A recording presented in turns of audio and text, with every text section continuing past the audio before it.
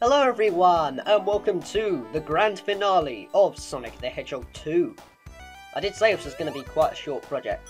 And in this episode, we're basically going to finish off the game and defeat Dr. Robotnik once and for all.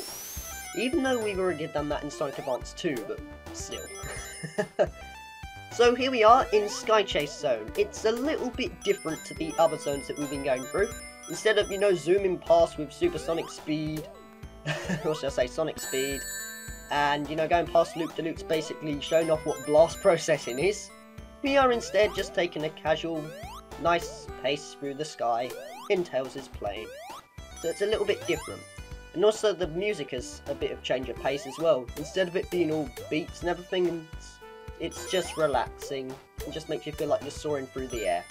That's something that I like about the soundtrack in Sonic 2.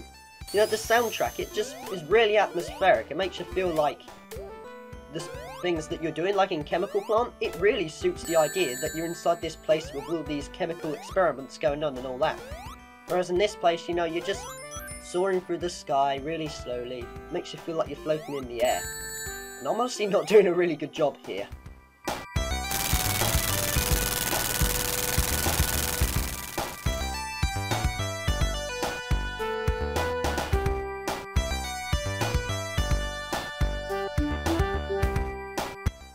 Wow, that must have looked incredible way back when this game was released in 1992.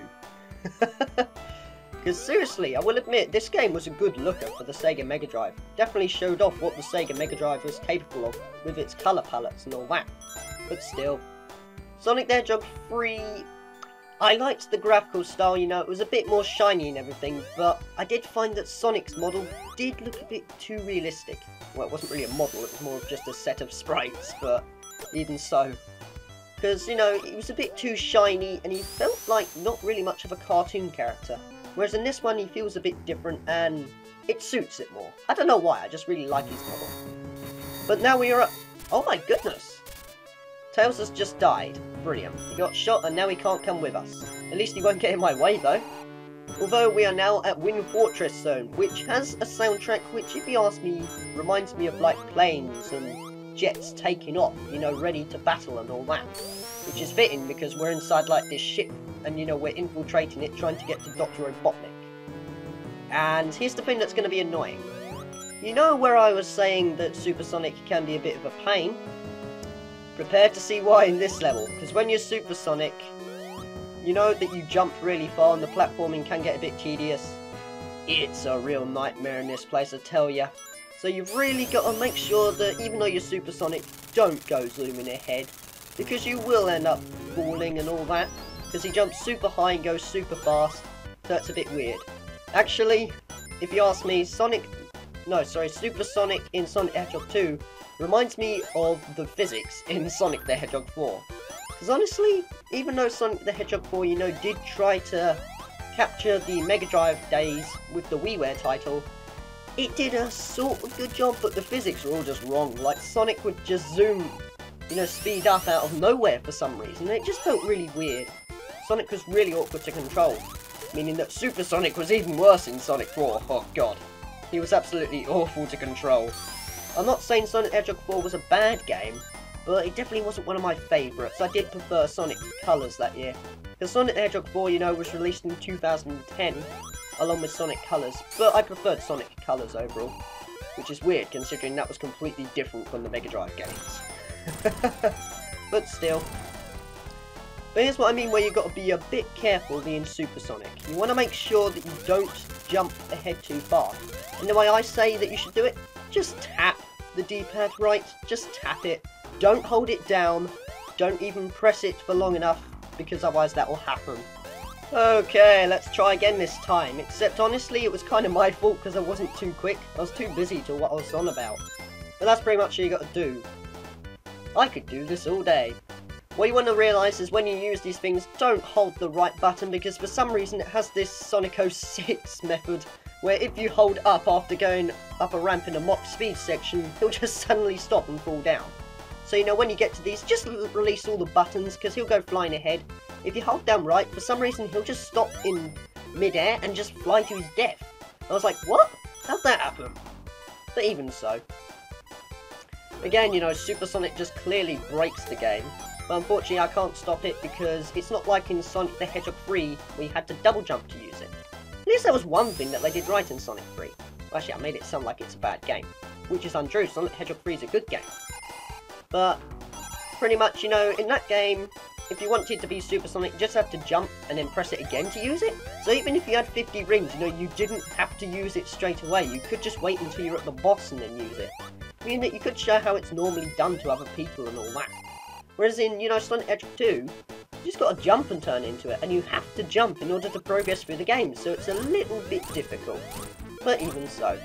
And as you can see, this boss with Super Sonic is really easy, but I'm afraid I can't really show it with normal Sonic, because it's really hard to transition back. So we're just going to leave it at that for now. I'll probably show you how to defeat it normally though in a bonus video or something.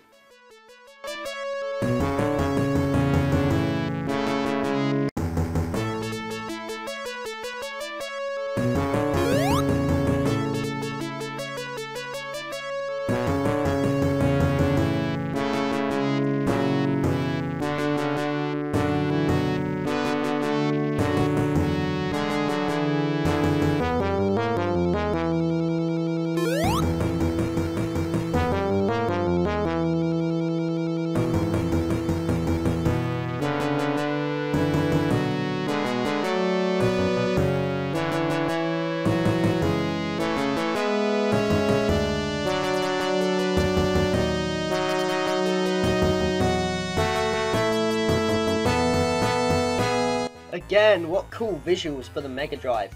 Although now we're at the final zone, Death Egg Zone, with a song here that doesn't last for too long because when you go out, it ends.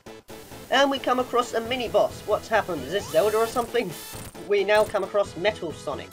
He may look a bit different to what his model is, you know, in Sonic CD and all the other Sonic games, but honestly, I died. But honestly, this is what, you know, Dr. Robotnik had in plan for how he should look in the first place. If you follow what I'm doing here though, you should have this guy done in no time, where you just want to bounce on his head a couple of times, and watch out for his spin attack. He's basically a clone of Sonic. And what? How can Dr. Robotnik run at the speed of Sonic the Hedgehog? He's supposed to be the fastest thing alive, and apparently a fat, rounded guy can outrun Sonic the Hedgehog. That makes no sense at all. Huh. Looks like Sonic the Hedgehog isn't the fastest thing alive after all. Even so. This boss fight though, all I can suggest is that don't jump too early, because you will hit Dr. Robotnik's spikes, you know, with his hands and all. So you want to make sure you have good timing when you jump at him. You can also jump at his torso to damage him as well. Basically, just, you know, where the rounded parts are with his belly and all that. So as you can see here, with this hand going up and down, you want to make sure that you jump at the right time to ensure that you don't get hit. Except I'm going to be a bit careful here to make sure that I don't die, because that would be embarrassing.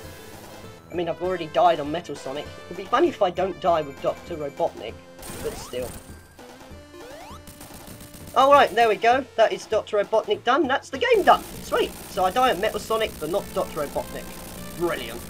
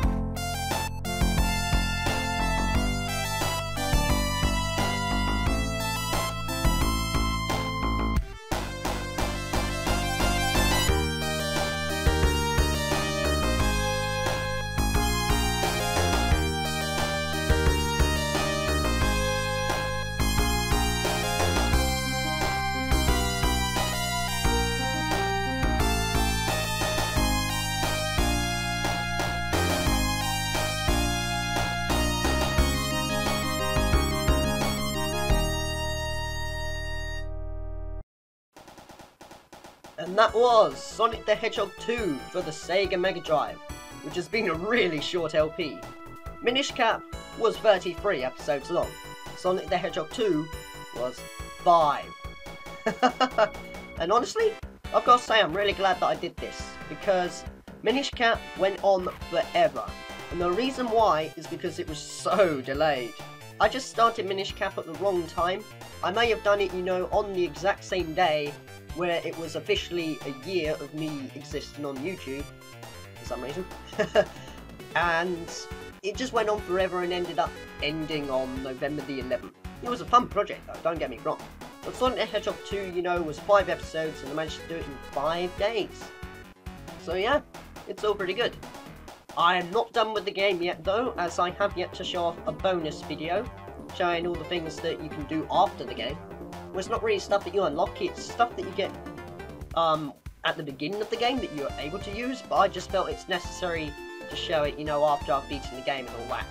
It involves secret codes and the sound tests, like the debug mode, the stage select, the multiplayer, the alternative endings, you know, all that jazz basically. But still. I also like how in the credits they do, like, you know, a compilation of all the things that you've gone through, like all the stages with the soundtracks and all that. Because if you listen closely actually, you can hear like a couple of tracks that you haven't heard. That's because some of them are basically from the multiplayer stages, because they will have multiplayer like Emerald Hill Zone and all that, but it will be a different track, it won't be the exact same. So I guess they like to change things around a little bit. With Sonic the Hedgehog 2 done though, I will now be moving on to my next LP, which I have no idea what it is actually, I haven't really planned it. So I can't really give you any clues at the moment. Maybe in the bonus video, but I'm not too sure. Because seriously, I'm out of ideas, I don't know what game to play next. I guess I'll just have to surprise you or something, I don't know. But still. For now though, I guess I am CalAm64, and I hope you've enjoyed my Sonic the Hedgehog 2 LP, and I will see you in my bonus video.